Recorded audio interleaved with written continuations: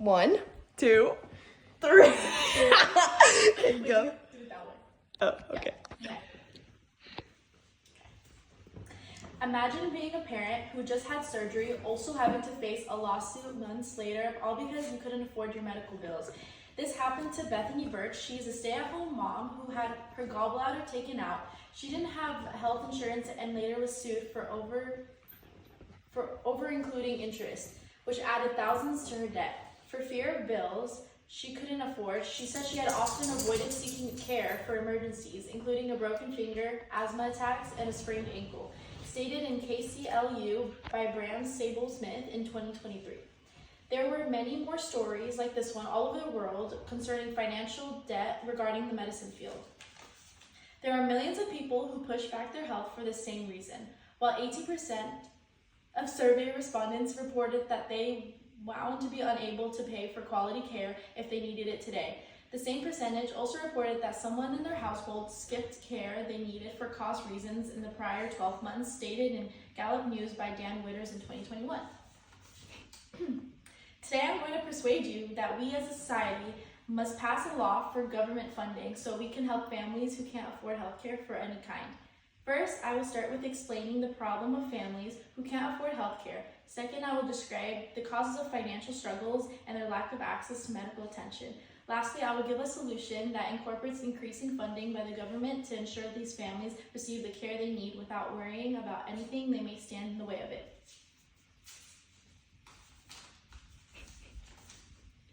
The problem is that millions of people struggle financially and cannot afford health care they need, leaving them vulnerable. For many families, basic medical services can be too expensive, which forces them to delay treatment or don't do it at all. 51% of working-age Americans struggle to afford their health care, and about one of three are saddled with medical debt, stated by the Commonwealth Fund, no author given in 2023. This creates a cycle where problems worsen over time, making it even harder for problems and people to work or support their families. This is why the government should support funding and protect public health for reensuring that people have the opportunity to receive unnecessary medical care. One harm of medical debt is on people's physical and mental health. A health scale study published in JAMA Network Open found that countries with a population carrying medical debt had named significantly worsened health outcomes with higher rates of premature death. Specifically, a little increase in a country's population with medical debt was associated with major causes like heart disease, cancer, and suicide by Corey Stone and CFBP in 2014.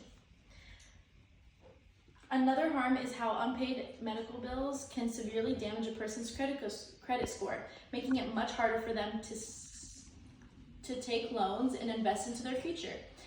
A collection item on a credit report can hurt a credit score severely. A consumer with a FICO score of 680 could see a score drop of 45 to 65 points.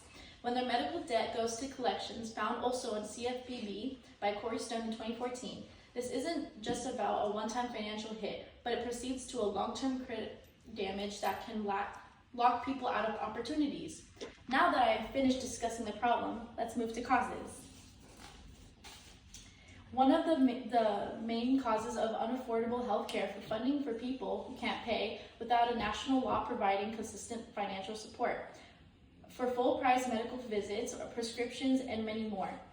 This gap in government assistance leaves people vulnerable. Inadequate insurance covers with expensive cost-sharing features, medical care, particularly for hospital care, emergency med services, and so on. By website Loan Institute in June 2025, no author provided.